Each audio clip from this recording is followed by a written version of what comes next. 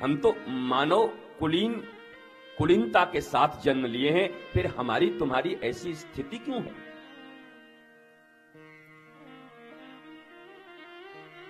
क्या ये कथा कोई विधि है जिसे तुम सुनकर चले जाओगे तो तुम्हारी जिंदगी में कोई परिवर्तन आ जाएगा? कथा कोई विधि नहीं है और कोई लोकांबुधि भी नहीं है कि दादी ने कहा था इसलिए सुनना है।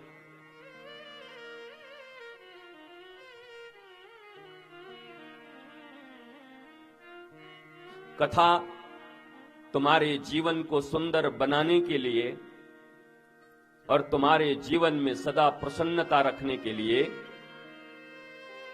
एक सबसे बड़ी प्रेम निधि है, जिसे तुम इस पांडाल से लेकर जा सकते हो।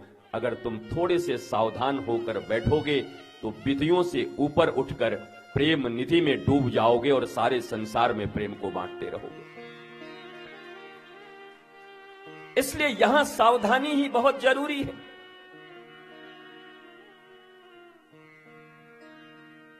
ये कोई तुम्हारे नागपुर के किसी सिनेमा हॉल मल्टीप्लेक्स का कोई मैटनी शो नहीं है जो 3 घंटे ही चलेगा। यहां 3 मिनट भी काफी होते हैं साहब,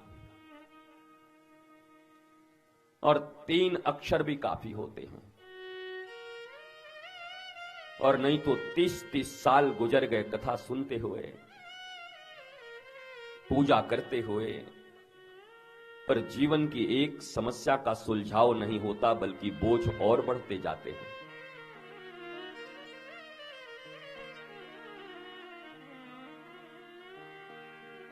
इसलिए भगवान शंकर जब पार्वती जी को कोई कथा सुनाते हैं तो कहते हैं, पार्वती सावधान। काक भुसुंडी जब गरुड़ को कथा सुनाते हैं तो कहते हैं सावधान। गुरुदेव सुखदेव जब परीक्षित को सुनाते हैं तो पहला शब्द होता है सावधान।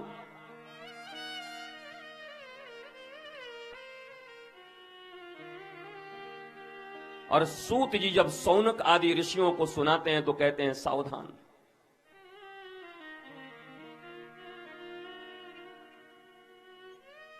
और आप देखोगे कि कथा में ही सबसे ज्यादा आप व्यस्त रहते हो। कथा में ही जैसे प्रेत हवा में डोलते चलते हैं, वैसे कथा में भी लोग डोलते रहते हैं इधर उधर। मैं देखता हूं 2 घंटे के लिए आते हैं। जब तुम्हारे जीवन में इतनी स्थिरता नहीं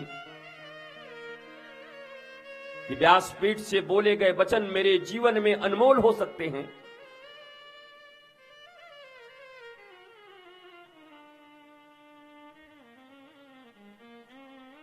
मनोचिकित्सकों के पास जाकर घंटों घंटा काउंसलिंग करवाते हो और मनोविकार को दूर करने के लिए 70% अफीम मिली हुई दवाइयों को खाते हो, तब तो तुम बड़े सीरियस होते हो, तब तो तुम बड़े सिंसियर होते हो, क्योंकि डॉक्टर के पास गए हो। शरीर के डॉक्टर के पास जाने के बाद तुम्हारे भीतर में इतनी सावधानी आ जाती है, लेकिन जिस मन के कारण तुम्हारा जीवन उथल पुथल हुआ है, तुम्हारे जीवन में शिकायतें हैं, दुख हैं, अभाव हैं, तकलीफें हैं, रोना है, जब ऐसे आध्यात्मिक किसी चिकित्सक के पास, किसी संत सदगुरु के पास जाते हो तो टेकन फॉर ग्रांटेड लेते हो। आ गए हैं बस। तुम्हारे भीतर वो लौल्यता, वो लालसा, वो उद्दीपना, मीरा के भीतर जैसे करुण क्रंदन होती है कृष्ण के लिए, जैसे करमैती कृष्ण के लिए रोती है, वो लौल्यता और लालसा के बिना बात बनने वाली नहीं है। इसीलिए तो कथा करोड़ों लोग सुन रहे हैं पूरी दुनिया में, लेकिन शायद ही कभी कभी किसी किसी का मंगल हो पाता है।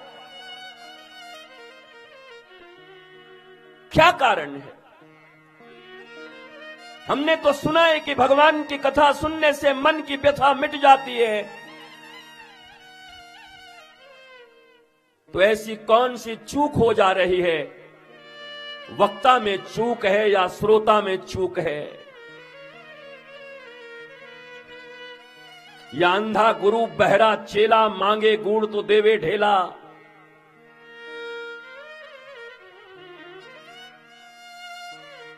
कहां गैप रह रहा है? मेरी पूजनीय श्रद्धेय माताओं,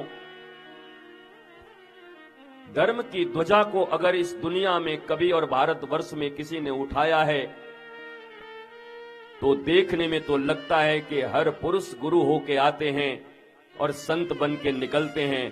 पर मैं तो इतना ही कहूंगा, अगर उस मां का गर्भ पवित्र न रहा होता और उसका पालन पोषण पवित्र न रहा होता तो कोई संत नहीं बनता। ये मां ही बना पाती। एक मैया के भीतर ही वो शक्ति